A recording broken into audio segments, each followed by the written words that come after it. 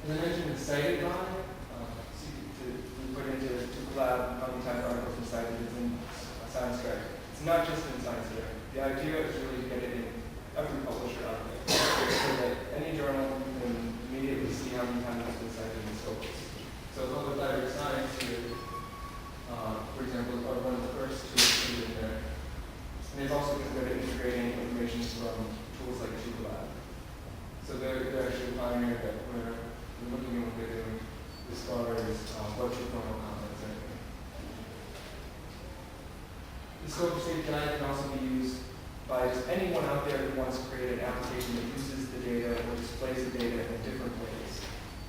So here, for example, it's just a quick thing we threw together to see what APIs could possibly do. And what it does is shows the top 20 cited articles in the field, at least in this selected field here. It's where we're looking at the top cited articles in biochemistry, genetics, and molecular biology. This isn't going through the normal Scopus interface. This is a separate website where people are able to, where they were able to use the APIs to create this whole new way of looking at Scopus data.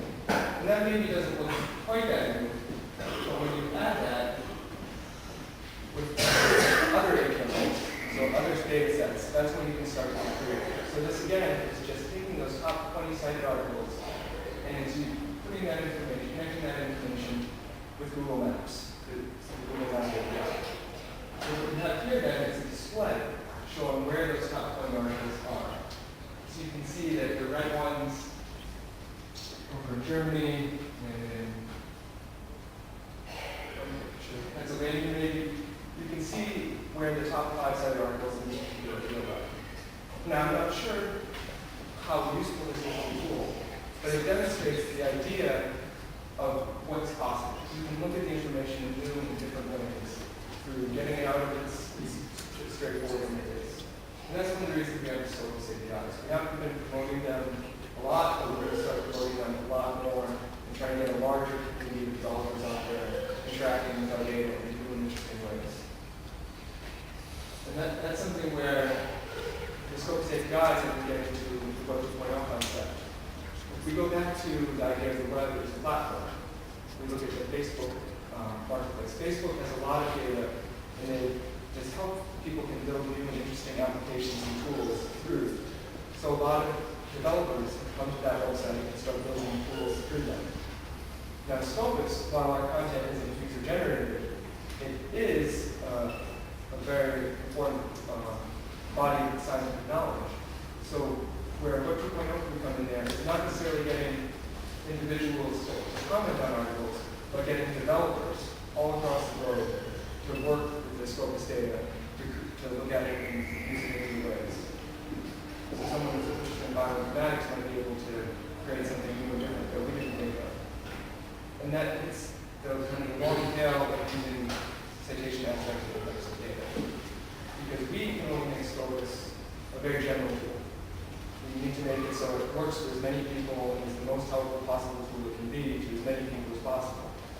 But if there's only 20 people out there that need it, look at the data in one particular way, chances are that someone in that group is going to be willing to go in there and make it visible to the other 10 people if they're just given the opportunity.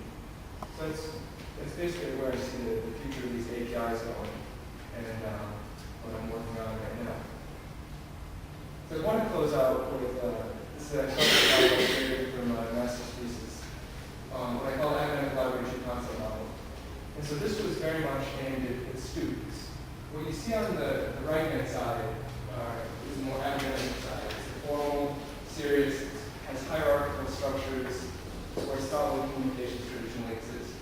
On the other side is the social realm. This is where students have their fun. In the US, they live in dormitories, they go to bars, they have parties, and that's where the social interactions of students occur.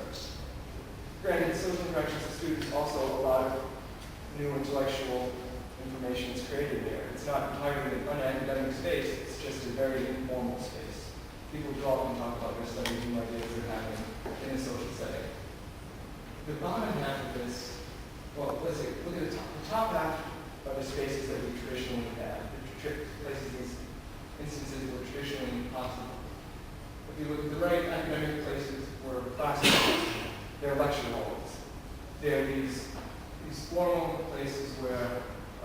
speaking, you're listening. It's very much traditional one-way communication in many respects.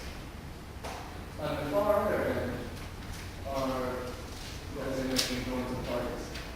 And in the middle, I think, are these spaces that are semi-academic, but also more informal. They're more socially oriented. And that's where the libraries exist. People would come into libraries, they use study rooms, they interact together, so they are a social place in many ways, but they're also academic. So they're not quite your friendlier, more open place where people can maybe be a little bit more free to speak their mind, because they're not going to get graded on anything in the library. They don't have to worry about being judged in that way.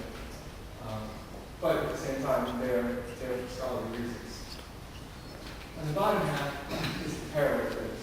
So as I said, I don't think this is a whole revolution. I think it's largely taking what we have in the physical world, moving these places online. So now, instead of going to parties, people also have fun interacting on Facebook.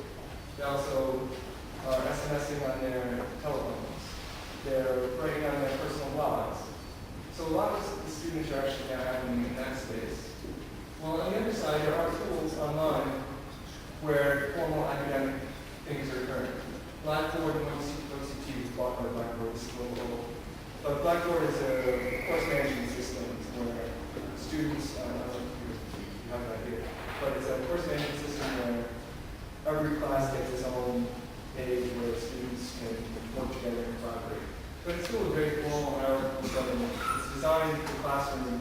It's designed to expand on the abilities of the classroom within the internet. But it still kind of has that hierarchical structure. And in the middle there, I think is where a lot of the library's role comes in academia, especially the students. Computer labs, information commons, cafes, study rooms. These are the physical meeting places within the library where this semi-formal academic inquiry can occur. And I feel it's the library's job to create those places online. So for example, with the catalog online, creating a place where people can feel safe commenting on scholarly articles and through, let's say, Tuplad, commenting on articles in Science Draft, or commenting on a book directly in the library catalog. It's a place where they're still participating in the scholarly process, but in that less formal way. They're not getting graded on it, they're not putting it into be for peer review. It's kind of that in-between state between the wholly social and the wholly academic. So that's what I had.